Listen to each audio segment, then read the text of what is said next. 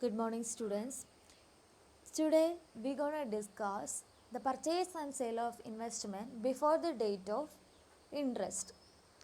Okay. നമ്മൾ investment അക്കൗണ്ടിങ്ങിൻ്റെ കേസിൽ നോക്കുമ്പോൾ രണ്ട് കാറ്റഗറീസിലാണ് നമുക്ക് പ്രോബ്ലം ചെയ്യാൻ വരുന്നത്. ഫസ്റ്റ് വൺ എന്ന് പറയുന്നത് purchase and sale of investment on the date of interest payment. Interest payment ചെയ്യുന്ന അതേ ദിവസം നമ്മൾ എന്ത് ചെയ്യുന്നു? ഇൻവെസ്റ്റ്മെൻറ്റ് ബൈ ചെയ്യുകയും സെല് ചെയ്യുകയും ചെയ്യുന്നു. അതാണ് ഫസ്റ്റ് കേസ്. അത് നമ്മൾ പ്രീവിയസ് ക്ലാസ്സിൽ ഓൾറെഡി കവേർഡ് ചെയ്ത് കഴിഞ്ഞിട്ടുണ്ട്. ഇനി സെക്കൻഡ് കാറ്റഗറി എന്ന് പറയുന്നത് purchase and sale of investment before the date of interest. നമ്മളെപ്പോഴും പറയുന്നത് പോലെ തന്നെ ഈ ഇൻട്രസ്റ്റ് പേ ചെയ്യുന്ന അതേ ദിവസം തന്നെ ആ ഇൻവെസ്റ്റ്മെൻറ്റ് ബൈ ചെയ്യണമെന്നോ സെല്ല് ചെയ്യണമെന്നോ ഇല്ല. അതാവുന്നതിന് മുമ്പ്, അതായത് ഏത് ഡേറ്റ് ആണോ ഇൻട്രസ്റ്റ് പേ ചെയ്യുന്നത് അതിന് മുമ്പ് എന്ത് ചെയ്യാം? നമുക്ക് ഇൻട്രസ്റ്റ് ബൈ ചെയ്യുകയും സെല്ല് ചെയ്യുകയും ചെയ്യാം. ഓക്കെ, ഫോർ എക്സാമ്പിളായിട്ട് പറയുകയാണെങ്കിൽ ഒരു ഇൻവെസ്റ്റ്മെൻറ്റ് അതിൻ്റെ ഇൻട്രസ്റ്റ് പേ ചെയ്യുന്നത് ഹാഫ് ഇയർലി ആണ്.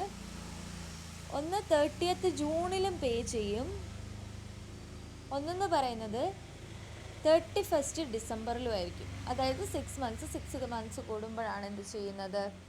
കമ്പനി ഇൻട്രസ്റ്റ് പേ ചെയ്യുന്നത്. ഓക്കെ, അതേസമയം കമ്പനി ആ വർഷം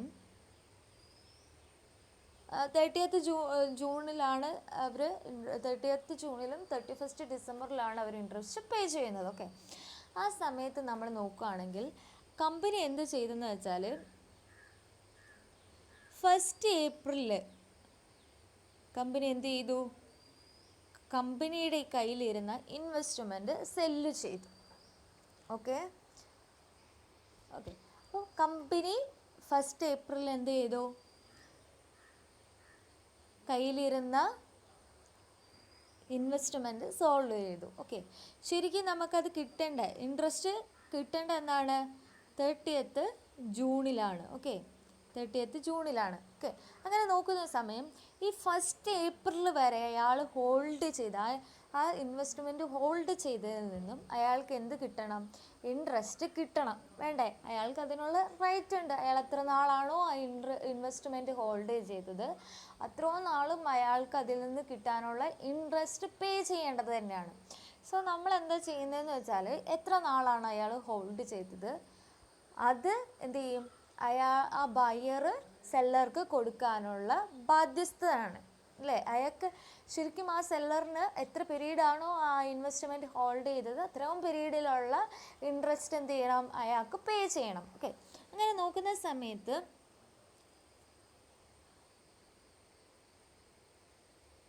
മൂന്ന് മാസത്തേക്ക് എന്ത് ചെയ്യും? സെല്ലറിനും പോകും.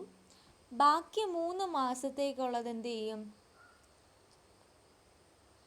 3 മാസത്തെ ഇൻട്രസ്റ്റ് നമ്മുടെ സെല്ലറിന് കിട്ടും. ക്ലിയർ ആയി എന്ന് വിചാരിക്കുന്നു. അതായത് ഏറ്റവും ലാസ്റ്റത്തെ ഇൻട്രസ്റ്റ് പേയ്മെൻ്റ് എന്ന് പറയുന്നത് 31st ഡിസംബറിലാണ്. Jan, Feb, March. ഓക്കെ, 3 മന്ത്സിലുള്ളത് സെല്ലറിനും കിട്ടും, ബാക്കി 3 മന്ത്സിലുള്ളത് ബയറിനും കിട്ടും. ഇനി നമ്മൾ ബയറിൻ്റെ കേസിലാണെങ്കിൽ എന്താണ്? ബയർ എന്ത് ചെയ്യണം? ഈ 3 മന്ത്സിലുള്ളത് സെല്ലർക്ക് കൊടുക്കണം. സെല്ലറിൻ്റെ കേസിലാണെങ്കിൽ അയാൾ ആ ഇൻട്രസ്റ്റ് എങ്ങനെയാണ് കൺസിഡർ ചെയ്യുന്നത്? ഇത് രണ്ടുമാണ് നമ്മൾ ഈ purchase and sale of investment before the date of payment of ഇൻട്രസ്റ്റിൽ ഡിസ്കസ് ചെയ്യുന്നത്. നമുക്ക് ഇതിലേക്ക് നോക്കാം. Purchase and sale of investment may take place on any date not necessarily on the date of interest is paid.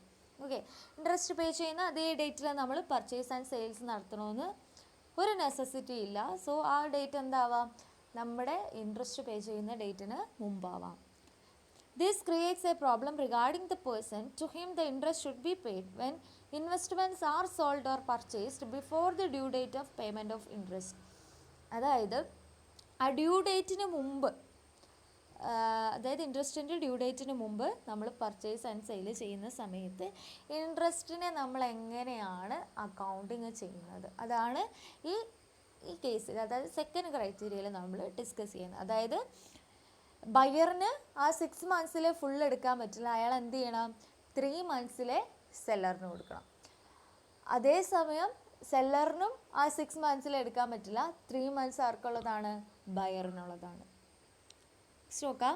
The right to receive the interest or dividend may be passed to the buyer or it may be retained by the seller. 2 കേസസിലാണ് നമുക്ക് interest കൊടുക്കാൻ പറ്റുക. അതായത് A എന്ന് പറയുന്നത് സെല്ലറാണ്, B എന്ന് പറയുന്നത് എന്താണ്? ബയറാണ്. വേണമെങ്കിൽ ബയറിന് എന്ത് ചെയ്യാം? ബയറിന് എയുടെ അടുത്തുനിന്ന് ഇൻവെസ്റ്റ്മെൻറ്റ് പർച്ചേസ് ചെയ്തു. ഓക്കെ, അപ്പോൾ ഒന്നെങ്കിൽ എക്ക് എന്ത് ചെയ്യാം? ഇൻട്രസ്റ്റ് റിസീവ് ചെയ്യാനുള്ള റൈറ്റ് ബിക്ക് പാസ് ചെയ്യാം. റൈറ്റ് പാസ് ചെയ്യുകയാണ്. ഓക്കെ, അങ്ങനെ റൈറ്റ് പാസ് ചെയ്യുകയാണെങ്കിൽ അങ്ങനെയുള്ള ട്രാൻസാക്ഷനെ നമ്മൾ കം ഇൻട്രസ്റ്റ് അല്ലെങ്കിൽ കം ഡിവിഡൻഡ് എന്ന് പറയും. ക്ലിയർ ആയല്ലോ? കം ഇൻട്രസ്റ്റിൻ്റെയും കം ഡിവിഡൻറ്റിൻ്റെയും കേസിൽ നമ്മൾ പറഞ്ഞു സെല്ലർ ബയറിന് എന്ത് ചെയ്യുന്നുണ്ട്? ആ ഇൻട്രസ്റ്റ് റിസീവ് ചെയ്യാനുള്ള റൈറ്റ് ട്രാൻസ്ഫർ ചെയ്യുന്നുണ്ട്. അതായത് ആ 6 monthsലെയും അയാൾക്ക് മേടിക്കാനുള്ള റൈറ്റ് എന്ത് ചെയ്യുന്നു? സെല്ലർ ബയറിന് കൊടുക്കുന്നു. പക്ഷെ ഇവിടെ എന്താ ഡിഫറൻസ് എന്ന് വെച്ചാൽ ഈ ബയറും സെല്ലറും ഉണ്ട്. സെല്ലർ എന്താ ചെയ്യുന്നതെന്ന് വെച്ചാൽ ഈ റൈറ്റ് പാസ് ചെയ്യും ബയറിന്. അപ്പോൾ ശരിക്കും ഈ എന്ന് പറയുന്ന സെല്ലർ സെല്ലിംഗ് പ്രൈസ് ഫിക്സ് ചെയ്യുന്ന സമയത്ത് ഈ 3 മാസത്തെയും കൂടി ഇൻട്രസ്റ്റ് റേറ്റും കൂടി ആഡ് ചെയ്തിട്ടായിരിക്കും സെല്ലിംഗ് പ്രൈസ് ഫിക്സ് ചെയ്യുന്നത്. ഓക്കെ, ക്ലിയർ ആയി എന്ന് വിചാരിക്കുന്നു. ശരിക്കും ആ ഇൻവെസ്റ്റ്മെൻറ്റിന് 1 lakh rupees ഉള്ളൂ. ഓക്കെ, 6 monthsലേക്കുള്ള ഇൻട്രസ്റ്റ് എന്ന് പറയുന്നത് 30,000 ആണ്. ഓക്കെ, അങ്ങനെയാണെങ്കിൽ ഈ സെല്ലർ ഇൻവെസ്റ്ററിന് ഇൻവെസ്റ്റ്മെൻറ്റിൽ നിന്ന് കിട്ടുന്ന ഇൻട്രസ്റ്റ് റിസീവ് ചെയ്യാനുള്ള റൈറ്റ് പാസ് ചെയ്യുകയാണെങ്കിൽ സെല്ലിംഗ് പ്രൈസ് ഫിക്സ് ചെയ്യുന്ന എത്രയായിരിക്കും? 1,15,000 ആയിരിക്കും. അതായത് 1 lakh എന്ന് പറയുന്നത് ഇൻവെസ്റ്റ്മെൻറ്റ് പ്രൈസ് പ്ലസ് ഇൻട്രസ്റ്റ് എന്ന് പറയുന്നത് 30,000ൻ്റെ 3 monthsലേക്കുള്ള ഇൻട്രസ്റ്റ്. സോ 15,000. സോ 1,15,000 നമ്മുടെ സെല്ലർ ബയറിൻ്റെ അടുത്തുനിന്ന് മേടിക്കും. പിന്നെ ബയറിന് എന്ത് ചെയ്യാം? ആ ഇൻട്രസ്റ്റ് നമുക്ക് കിട്ടുന്ന സമയത്ത് ആ മുഴുവൻ എമൗണ്ട് മാർക്ക് എടുക്കാം, ബയറിന് എടുക്കാം. ഇനി നെക്സ്റ്റ് കേസ് എന്ന് പറയുന്നതാണ് when seller retains the right to receive the interest or dividend. Okay, ആ എ എന്താ ചെയ്യുന്നതെന്ന് വെച്ചാൽ ആ ഇൻട്രസ്റ്റ്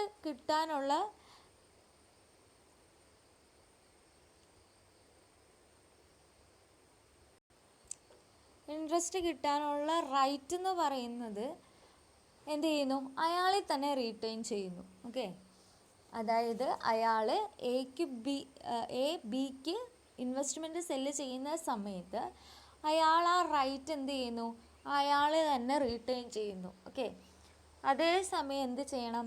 ബി ആ ഡേറ്റ് ഓഫ് ആ ഇൻട്രസ്റ്റ് ഡ്യൂ ആവുന്ന സമയത്ത്, അതായത് 30th June എന്ത് ചെയ്യണം?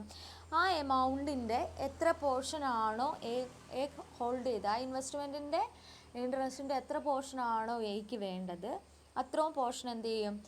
ബിക്ക് പേ ചെയ്യും. അപ്പോൾ ഫിക്സ് ചെയ്യുന്ന സെല്ലിംഗ് പ്രൈസ് എന്ന് പറയുന്നത് എന്തായിരിക്കും? പ്രൈസ് മാത്രമേ അയാൾ ശരിക്കുമുള്ള സെല്ലിംഗ് പ്രൈസിൽ എന്ത് ചെയ്യുള്ളൂ? ഇൻക്ലൂഡ് ചെയ്യുള്ളൂ. പിന്നെ ബി എന്ന് പറയുന്നത് എന്ത് ചെയ്യും?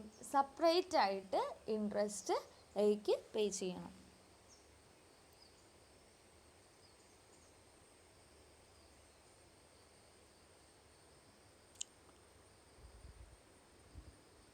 നെക്സ്റ്റ് വണ്ണാണ് കം ഇൻട്രസ്റ്റ് ആൻഡ് ഡിവിഡൻഡ്. നമ്മൾ നേരത്തെ പറഞ്ഞതുപോലെ തന്നെ when the investment is sold in come interest or dividend, the sales price include cost and interest on the date of purchase. അതായത് കം ഇൻട്രസ്റ്റിൽ നമ്മുടെ അസറ്റിൻ്റെ പ്രൈസ് എന്ന് പറയുന്നത് അസറ്റിൻ്റെ ഒറിജിനൽ പ്രൈസ് പ്ലസ് ഇൻട്രസ്റ്റ്. ഇതിൻ്റെ ഉള്ളിൽ എന്താണ് ചെയ്യുന്നത്? ഇൻവെസ്റ്റർ അയാളുടെ ഇൻട്രസ്റ്റ് റിസീവ് ചെയ്യാനുള്ള റൈറ്റ് ബയറിന് പാസ് ചെയ്യുന്നു. അതുപോലെ തന്നെ സെല്ലിംഗ് പ്രൈസ് ഫിക്സ് ചെയ്യുമ്പോൾ ഇൻട്രസ്റ്റും കമ്പനി ആ ഇൻവെസ്റ്റ്മെൻറ്റിൻ്റെ ഒറിജിനൽ പ്രൈസും കൂടി ആഡ് ചെയ്തിട്ടാണ് ഇൻവെസ്റ്റ്മെൻറ്റ് ബയറിന് കൊടുക്കുന്നത്. അതിൻ്റെ ജേണൽ എൻട്രീസ് ആണ് When investment is purchased on come interest, investment account debited, interest account debited to bank account. അതായത് ആ പർച്ചേസിങ് പ്രൈസ് അല്ലെങ്കിൽ ആ സെല്ലിംഗ് പ്രൈസിൽ എന്തൊക്കെ ഇൻക്ലൂഡാണ്? കോസ്റ്റും ഉണ്ട്, ഇൻട്രസ്റ്റും ഉണ്ട്. അതേസമയം എന്ത് ചെയ്യുന്നുണ്ട് അയാൾ? ആ ഇൻട്രസ്റ്റിൻ്റെ ഡ്യൂ ഡേറ്റ് ആകുമ്പോൾ എന്ത് ചെയ്യുന്നു? നമ്മൾ ഇൻട്രസ്റ്റ് റിസീവ് ചെയ്യുന്നു. സാധാരണ പോലെ ഇൻട്രസ്റ്റ് റിസീവ് ചെയ്യുമ്പോഴുള്ള journal entry bank account debited to interest account. നമുക്കൊരു പ്രോബ്ലത്തിലേക്ക് പോവാം. On 1st April 2019 X Limited purchased 1,08% government stock, face value 100 each, at 95 come interest. Interest is payable on 30th June and 31st December each year. Show the journal entries എന്നാണ് പറഞ്ഞേക്കുന്നത്. പിന്നെ ഇതിപ്പം government സെക്യൂരിറ്റീസിൻ്റെ കേസാണ്. അപ്പം government സെക്യൂരിറ്റീസിനെ എപ്പോഴും നമ്മൾ coat ചെയ്യുന്നത്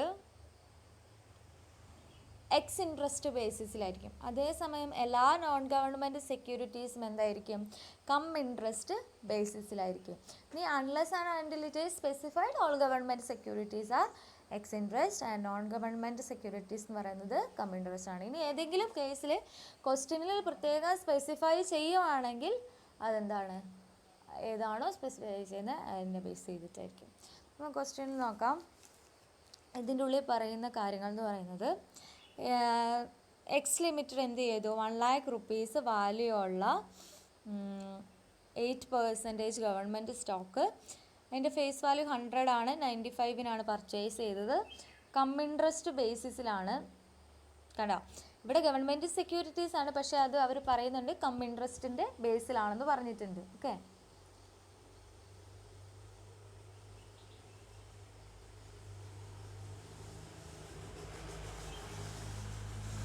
അപ്പോൾ ഗവൺമെൻറ് സെക്യൂരിറ്റീസ് കം ഇൻട്രസ്റ്റ് ആണെന്ന് ക്വസ്റ്റ്യന് പറഞ്ഞാൽ കം ഇൻട്രസ്റ്റിൽ ചെയ്യുക. അല്ലെങ്കിൽ ഡീഫോൾട്ടായിട്ട് ഗവൺമെൻറ് എന്ന് സെക്യൂരിറ്റീസ് എന്ന് പറയുകയാണെങ്കിൽ, ഗവൺമെൻറ് ഇൻവെസ്റ്റ്മെൻറ്റ് എന്ന് പറയുകയാണെങ്കിൽ എക്സ് ഇൻട്രസ്റ്റിലും ചെയ്യാം. ഓക്കെ, നമ്മളോട് പറഞ്ഞേക്കുന്നത് show the entries in the investment account of X limited എന്നാണ് പറഞ്ഞേക്കുന്നത്. നമ്മൾ എന്താ ചെയ്യേണ്ടതെന്ന് വെച്ചാൽ, ആദ്യമേ നമ്മൾ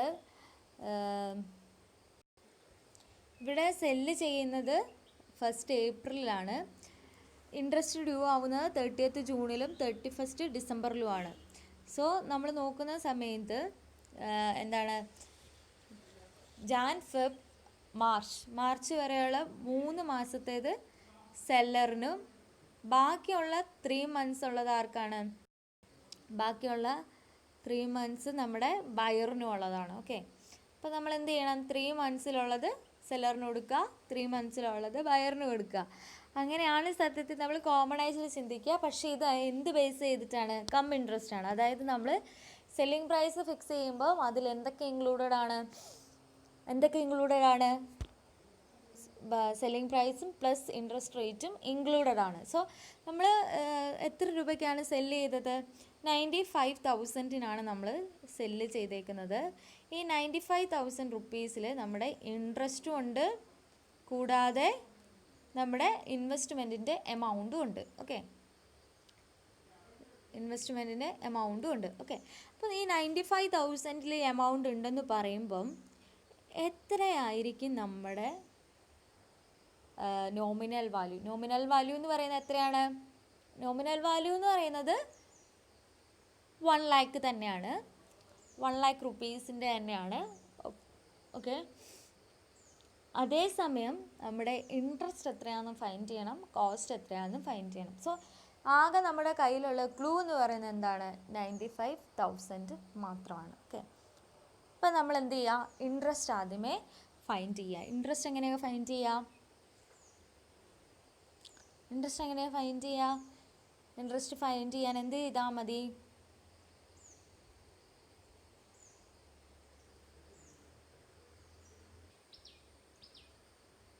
സോ നമ്മൾ ആദ്യമേ എന്ത് ചെയ്യുക? ഇൻട്രസ്റ്റ് കാൽക്കുലേഷനിലേക്ക് പോവുകയാണ്. സോ നമുക്ക് ഇൻട്രസ്റ്റ് കാൽക്കുലേറ്റ് ചെയ്യാൻ എന്ത് ചെയ്താൽ മതി?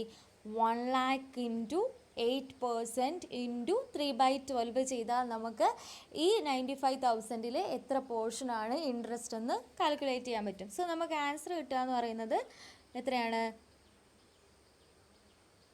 ആൻസർ എന്ന് പറയുന്നത്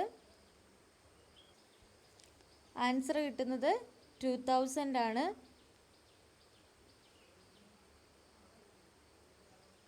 ഓക്കെ, അപ്പം 95,000-ൽ 2000 എന്ന് പറയുന്ന ഇൻട്രസ്റ്റ് ആണ് കിട്ടി. സോ ബാക്കിയുള്ളത് എന്തായിരിക്കും?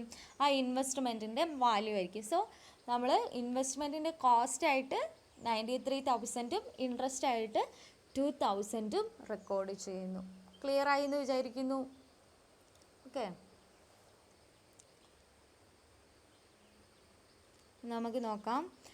ഈ 95,000 വാല്യൂ ഉള്ളതിൽ 93,000 നമ്മൾ എന്ത് ചെയ്തു? കോസ്റ്റായിട്ടും ഇൻട്രസ്റ്റ് നമുക്ക് കാൽക്കുലേറ്റ് ചെയ്ത് കിട്ടി. എത്രയാണ്? 2,000. ഓക്കെ, എന്നിട്ട് നമ്മൾ സാധാരണ പോലെ എന്ത് ചെയ്യുന്നു? നമ്മളെ എന്ത് ചെയ്യുന്നു? 30th ജൂണിൽ നമുക്ക് എന്ത് കിട്ടുന്നു? ഇൻട്രസ്റ്റ് റിസീവ് ചെയ്യുന്നു. ഓക്കെ, അപ്പോൾ നമ്മൾ ഇൻട്രസ്റ്റിൻ്റെ വാല്യൂ കണ്ടുപിടിക്കണം. സോ ഇൻട്രസ്റ്റിൻ്റെ വാല്യൂ കണ്ടുപിടിക്കാൻ നമ്മൾ എന്ത് ചെയ്താൽ മതി? 1 lakh ഇൻറ്റു 8% ഇൻറ്റു 6/12. കാരണം ഓൾറെഡി നമ്മൾ ആ എമൗണ്ട് പേ ചെയ്തിട്ടുണ്ട്. സോ നമുക്ക് ആ 6 മന്ത്സിൽ എന്ത് ചെയ്യാം? കമ്പനിക്ക് എടുക്കാം. ഓക്കെ, അതിനുശേഷം എന്ത് ചെയ്യുന്നുണ്ട്? കമ്പനിക്ക് എന്ത് റിസീവ് ചെയ്യുന്നുണ്ട്? വീണ്ടും ഡിസംബർ ആകുമ്പോഴത്തേക്കും വീണ്ടും ഇൻട്രസ്റ്റ് കിട്ടുന്നു, ബാക്കി 6 മന്ത്സിലേക്കുള്ളത്. അതായത് അടുത്ത 4,000 കമ്പനിക്ക് ഇൻട്രസ്റ്റ് ആയിട്ട് കിട്ടുന്നു. സോ അത് നമ്മൾ റെക്കോർഡ് ചെയ്തു. ഇനി എന്താണെന്ന് പറയുന്നതെന്ന് വെച്ചാൽ നമ്മൾ ഇൻട്രസ്റ്റിൻ്റെ പോർഷൻ എന്ത് ചെയ്യണം? ടാലി ചെയ്തിട്ട് നമുക്ക് എത്രയാണോ കിട്ടിയത് ആ എമൗണ്ട് നമ്മൾ പ്രോഫിറ്റ് ആൻഡ് ലോസ് അക്കൗണ്ടിലേക്ക് ട്രാൻസ്ഫർ ചെയ്യണം. സോ നമ്മളിവിടെ നോക്കുന്ന സമയത്ത് ഇവിടെ 8,000 റിസീവ് ചെയ്തിട്ടുണ്ട്. പക്ഷേ ആ 8,000-ൽ 6,000 മാത്രമേ നമുക്ക് എടുക്കാൻ പറ്റുള്ളൂ. ബാക്കി 2,000 നമ്മൾ കോസ്റ്റിൻ്റെ കൂടെ നമ്മൾ സെല്ലറിന് പേ ചെയ്തിട്ടുണ്ട്. പിന്നെ സാധാരണ പോലെ 2 കോളവും, അതായത് നോമിനൽ കോളവും കോസ്റ്റ് കോളവും ടാലി ചെയ്ത് എഴുതാം. നെക്സ്റ്റ് നോക്കാം, X interest or dividend. X interest എന്ന് പറഞ്ഞാൽ സെല്ലർ ഡിവിഡൻറ്റും ഇൻട്രസ്റ്റും കിട്ടാനുള്ള റൈറ്റ് അയാൾ തന്നെ റിട്ടൈൻ ചെയ്യുന്നു. അതേ സമയത്ത് ഇൻട്രസ്റ്റ് ഡേറ്റ് ആവുന്ന സമയത്ത് എന്ത് ചെയ്യണം? സെല്ലറിന് ബയർ എമൗണ്ട് തിരിച്ചു കൊടുക്കണം. ഓക്കെ, അപ്പം സെല്ലറിന് എന്ത് കിട്ടുന്നുണ്ട്? ഇൻവെസ്റ്റ്മെൻറ്റിൻ്റെ സെല്ലിംഗ് പ്രൈസും കിട്ടുന്നുണ്ട്. അതിൻ്റെ കൂടെ ഇൻട്രസ്റ്റ് ഡ്യൂ ആവുന്ന സമയത്ത് ആ ഇൻട്രസ്റ്റ് ഡ്യൂ ആയതിൻ്റെ എമൗണ്ടും ഇൻവെസ്റ്റർ റിസീവ് ചെയ്യുന്നുണ്ട്. ക്വസ്റ്റ്യൻ നോക്കാം. On 31st March 2019, X Limited purchased 1,08% government stock, face value 100, at rupees 95 each, X interest. Interest is payable on 30th June and 31st December. Show the entries. Okay. അപ്പോൾ purchase ചെയ്യുന്നത് 31st മാർച്ചിലാണ് അല്ലേ? 31st മാർച്ചിലാണ് purchase ചെയ്യുന്നത്. Interest due ആവുന്നത് 30th ജൂണിലാണ് അല്ലേ? അപ്പം എത്ര മന്തിലെ അയാൾക്ക് അവകാശപ്പെട്ടതാണ്? 3 മന്ത്സിൽ. അതായത് ലാസ്റ്റ് കിട്ടുന്നത് 31st ഡിസംബറിലാണ്. ജാൻ, ഫെബ്, മാർച്ച് 3 മാസത്തേത് സെല്ലറിന് കിട്ടണം. ബാക്കി 3 മാസത്തേത് ബയറിനുള്ളതാണ്. സോ ഇത് എക്സ് ഇൻട്രസ്റ്റ് ആയതുകൊണ്ട് തന്നെ ഇൻട്രസ്റ്റ് ഡ്യൂ ആയതിനു ശേഷം ബയർ എന്ത് ചെയ്യണം? ഈ 3 മന്ത്സിലെ എമൗണ്ട് സെല്ലറിന് പേ ചെയ്യണം. പിന്നെ ഇവിടെ നോക്കുന്ന സമയത്ത് ഇവിടെ 95,000 ഉണ്ടെന്ന് പറഞ്ഞു. ഈ 95,000 എന്ന് പറയുന്നത് സെല്ലിംഗ് പ്രൈസ് തന്നെയാണ്. സെല്ലിംഗ് പ്രൈസ് മാത്രമേ ഇൻക്ലൂഡ് ചെയ്തിട്ടുള്ളൂ. ക്ലിയർ ആയോ? 95,000-ൽ ഫുൾ എമൗണ്ടും എന്ത് തന്നെയാണ്? കോസ്റ്റ് തന്നെയാണ്. അതിൻ്റെ ഉള്ളിൽ ഇൻട്രസ്റ്റ് ഇൻക്ലൂഡ് ചെയ്തിട്ടില്ല. എന്നിട്ട് എപ്പോഴാണോ ഇൻട്രസ്റ്റ് ഡ്യൂ ആവുന്നത് ആ സമയത്ത് മാത്രമേ നമ്മൾ എന്ത് ചെയ്യുള്ളൂ? ആ എമൗണ്ട് ബയർ സെല്ലറിന് പേ ചെയ്യുള്ളൂ. ക്ലിയർ ആയി എന്ന് വിചാരിക്കുന്നു. മറ്റേ കേസിൽ 95,000 എന്ന് പറഞ്ഞാൽ ആ 95,000-ൽ സെല്ലിംഗ് പ്രൈസും ഉണ്ടായിരുന്നു, ഇൻവെസ്റ്റ്മെൻറ്റിന് സെല്ലിംഗ് പ്രൈസും ഉണ്ടായിരുന്നു, പ്ലസ് അതിൻ്റെ കൂടെ ഇൻട്രസ്റ്റും കൂടി ആഡ് ചെയ്തിട്ടായിരുന്നു.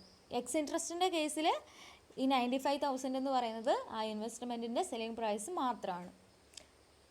ഓക്കെ, പിന്നെ നമുക്ക് നോക്കാം, ക്വസ്റ്റ്യനിലേക്ക് നോക്കാം. ഞാൻ നേരത്തെ പറഞ്ഞതുപോലെ തന്നെ കോസ്റ്റ് എന്ന് പറയുന്നതാണ് ഫുൾ 95,000. ഈ 2,000 എങ്ങനെയാണ് കിട്ടിയാൽ നിങ്ങൾക്കറിയില്ലേ? 1 lakh ഇൻറ്റു 8% ഇൻറ്റു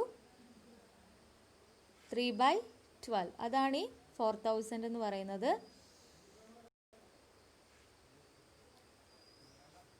പിന്നെ നമ്മൾ എന്ത് ചെയ്യുന്നു? സാധാരണ പോലെ ടാലി ചെയ്തെടുക്കുന്നു. ദാറ്റ് ഈസ് ജൂണിൽ നമുക്ക് 4000 കിട്ടുന്നു. ജൂണിൽ നമുക്ക് 4000 കിട്ടുന്നു. അതുപോലെ തന്നെ ഡിസംബറിൽ നമുക്ക് 4000 കിട്ടുന്നു.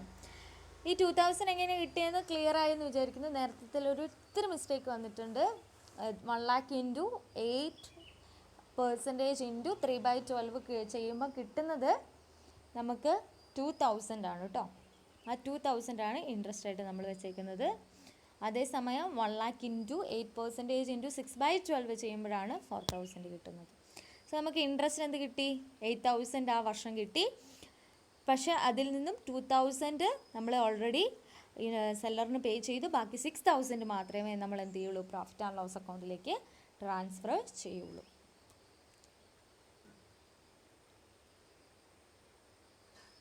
ഇത്രയും ക്ലിയർ ആയി എന്ന് വിചാരിക്കുന്നു. ഓക്കെ.